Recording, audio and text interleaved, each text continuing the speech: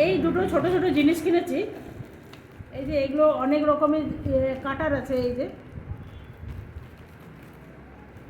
এটা বলে না ম্যানুয়াল দেয়নি, কী করে কাটবো, এখানে অনেকগুলো দিয়েছে।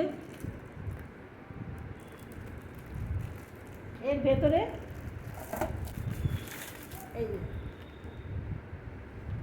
এইরকম আছে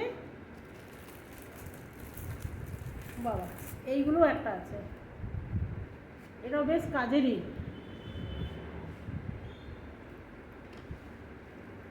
আর এই একটা আছে, এটা কি কাজের জানি না, এটা কি কাজের,